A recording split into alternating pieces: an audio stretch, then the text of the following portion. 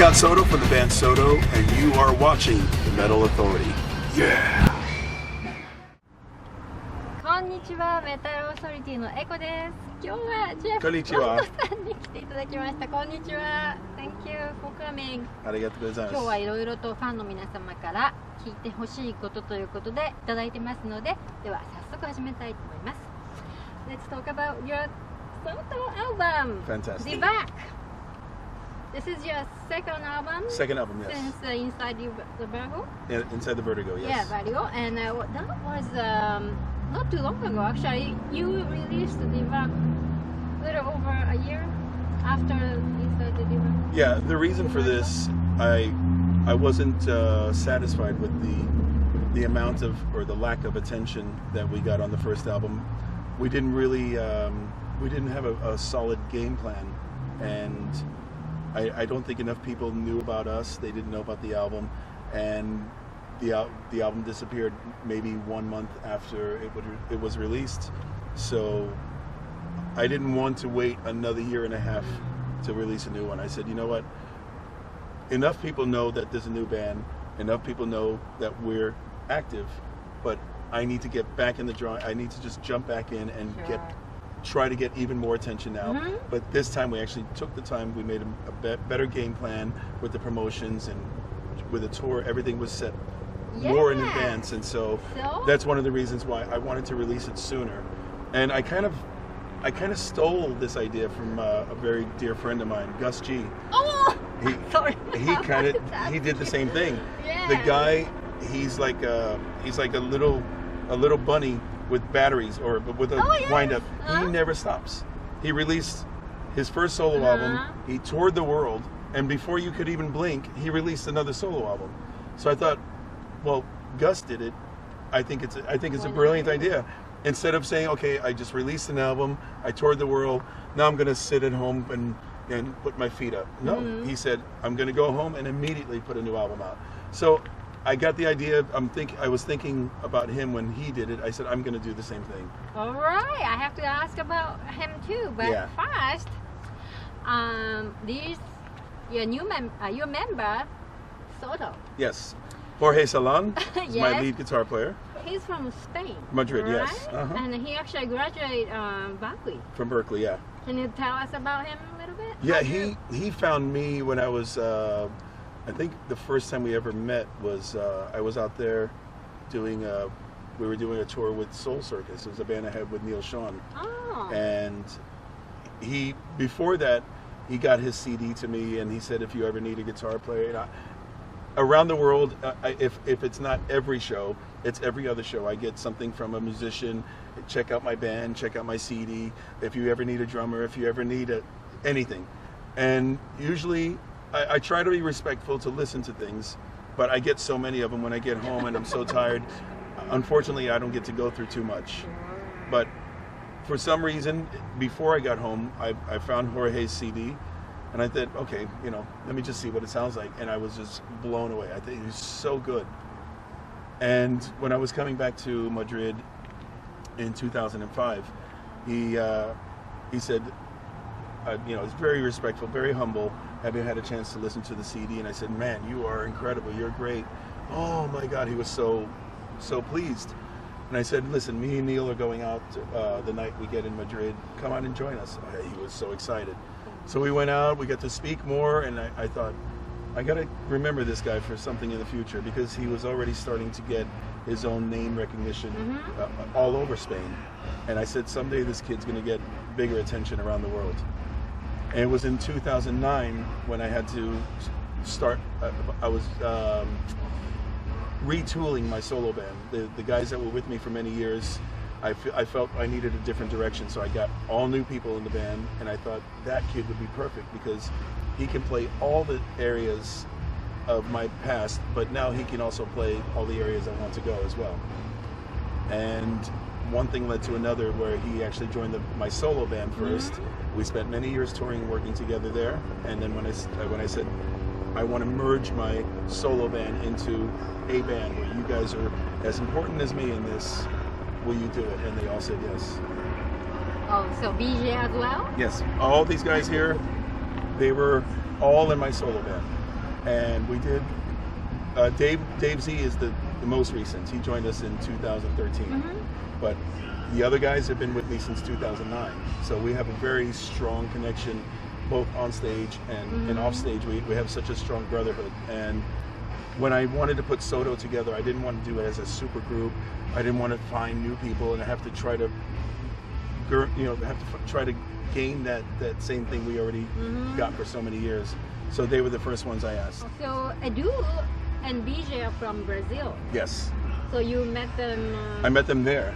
The first time I ever played in Brazil, it's the same situation where the promoter said, we want to bring you for a big show. And I said, great. My band is very excited to come to Brazil. He said, no, only you. It's a big show, but we don't have a budget to fly 4 guys all the way to South America. So, but he said, but don't worry, I have a band here. They're very good. They can learn any of your songs. And I'm like, that's some of my past is not so easy to learn.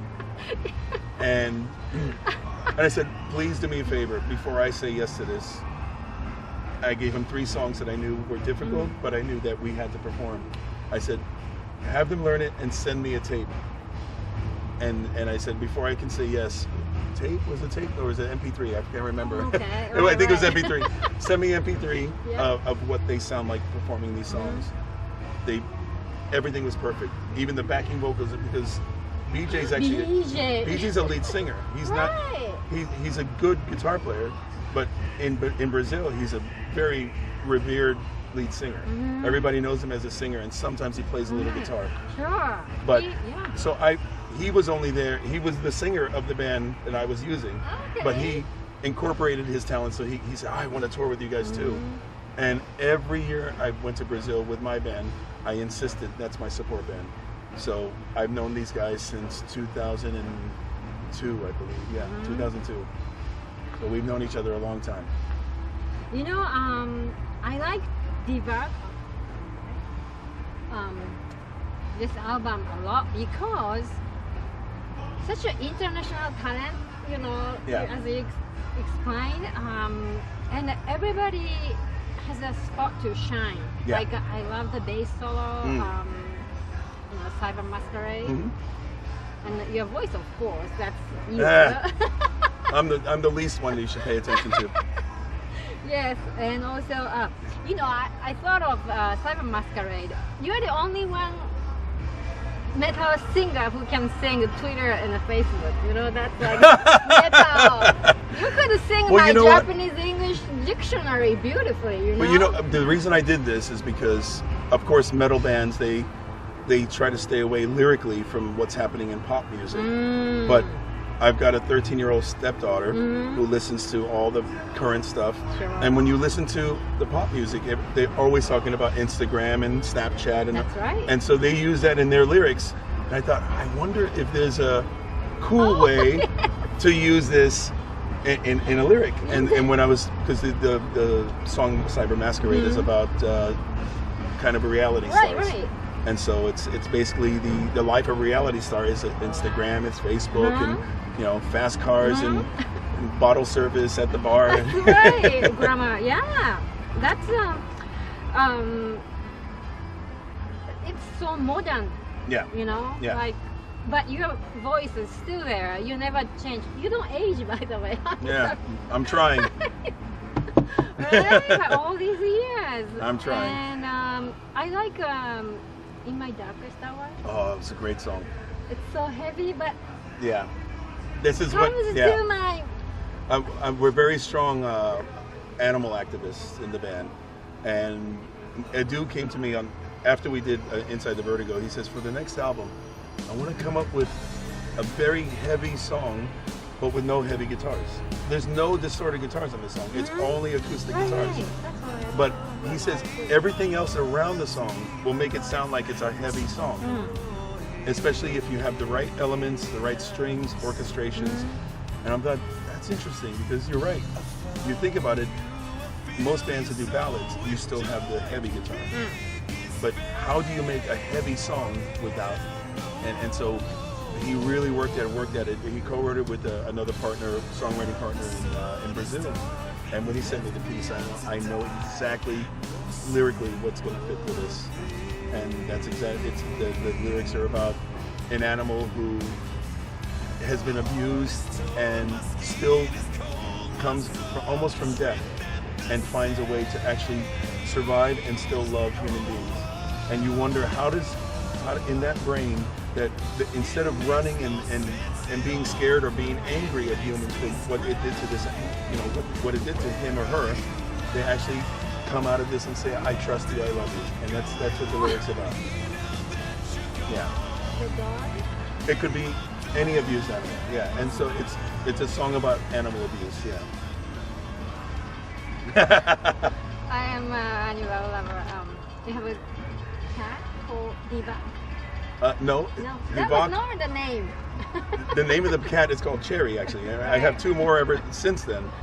But yeah, my wife and I found a stray cat, and well, her and her kids found a stray cat, and they saved it from getting hit by a car. Car was coming, and her son ran and stopped the car, so the little cat, just little dopey kitten walking across the street, and they felt, oh my God, we can't just leave this kitten here, and they brought it up to the apartment. This is in Bulgaria, and I said, oh no, what did you do? Because in Bulgaria, it's a very big epidemic with stray cats, a huge epidemic, and something I really want to try and do something about. Oh, lovely background music we have now. We keep talking about wanting to do something for the stray animals out there, but it's mainly the cats because they keep breeding, and it gets worse and worse. So they brought this little black kitten baby up into the apartment, and he spent the entire summer with us. But then we were thinking, okay, well, I'm sure one of her friends will say yes, we'll take the kitten, or maybe her family can raise it. Somebody will take it, and nobody would help us. And no, we don't want a cat. If we want a cat, we go downstairs and take one. There's so many. That's how much of a problem it is. And then she said maybe because now that I've been playing Bulgaria a lot of people know I go every summer. She goes, maybe you need to use your name and say, Jeff Scott Soto's cat, come and take it, and then maybe somebody will want. Nobody wanted. So like, we can't put this baby back in the street, so we took it back with us to Los Angeles. Wow. And flew the kitten to Los Angeles. So it went from the streets of Bulgaria to the hills of Los Angeles. And this little baby who's so precious and so beautiful turned into this, it's kind of like, not vicious, but he's not very friendly with me. And he would do things to make my wife angry. And in Bulgarian, she used to use like cursing at the cat in Bulgarian. And like every time she's saying something in Bulgarian, she always uses this word divak. Oh. Like, what is that word? What do you keep saying to the cat? Divak is like, oh, you wild, you beast, you crazy savage.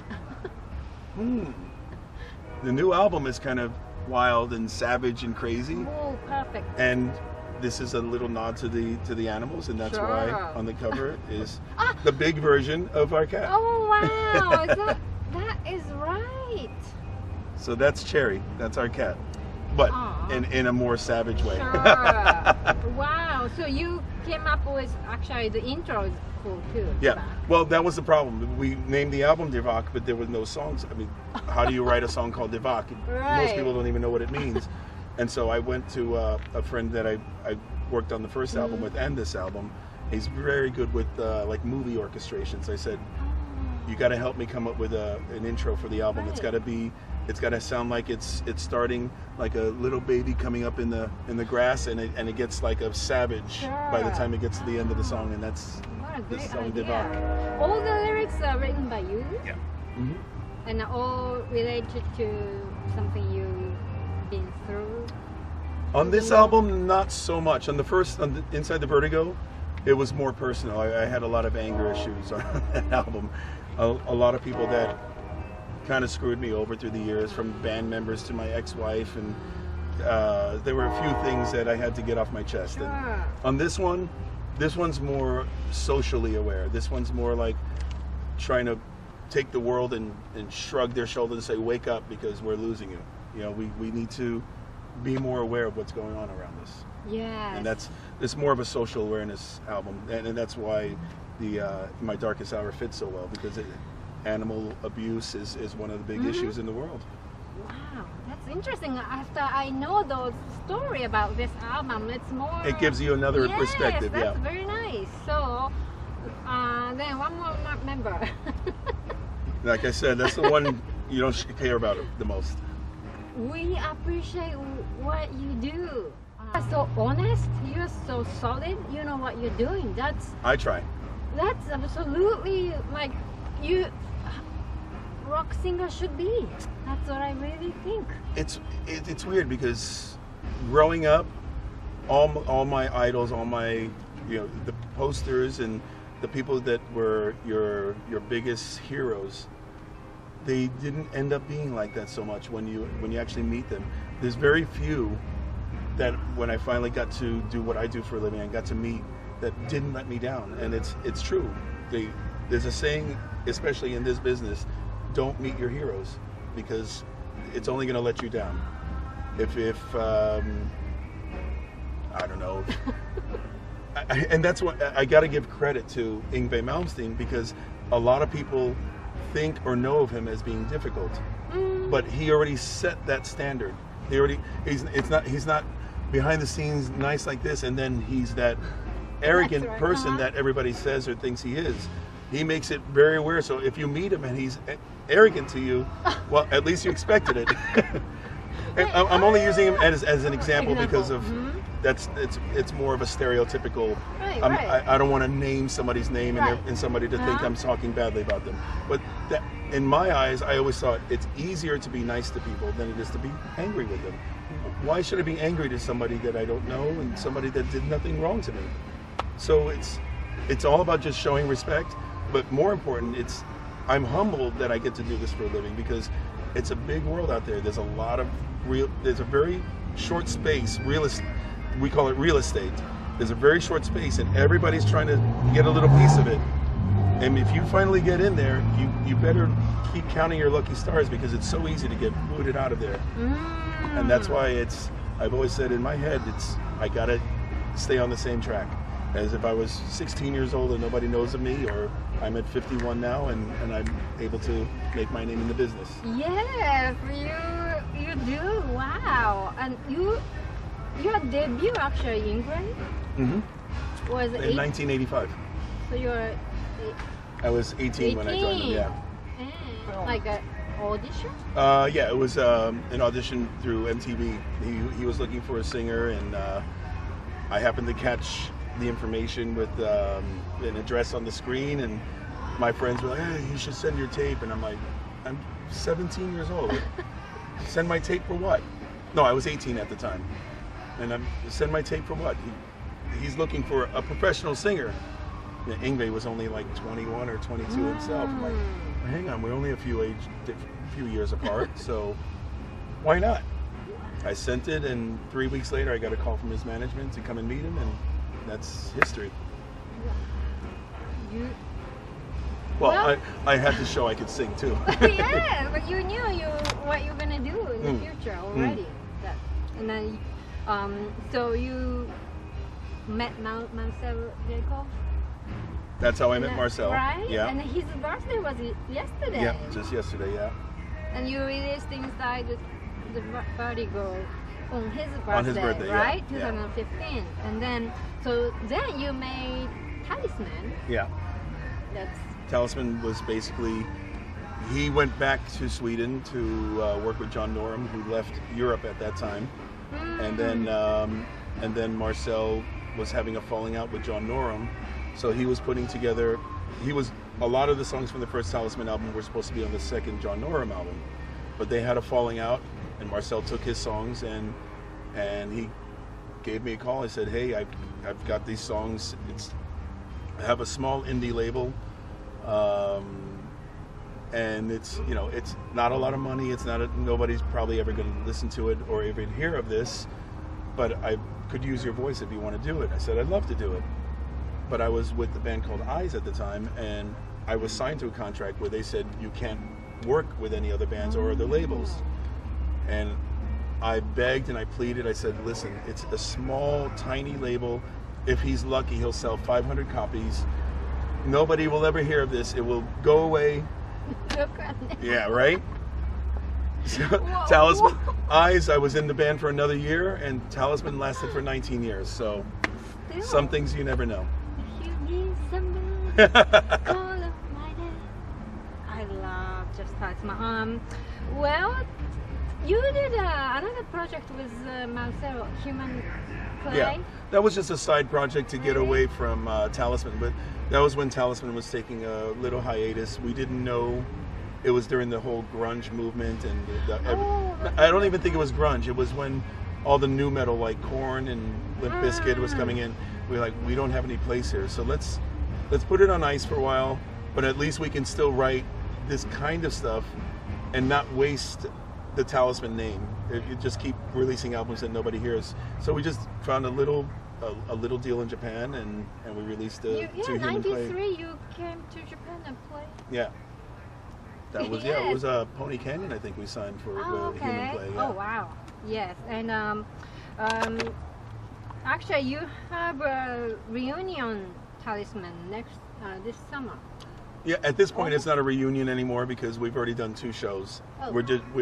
We're trying to limit them and not make it look like we're doing a full revival. It's just we did 1 reunion in 2014. We did 1 show just last year, and then we're doing 1 this year. So everybody's too busy to do a full reunion tour.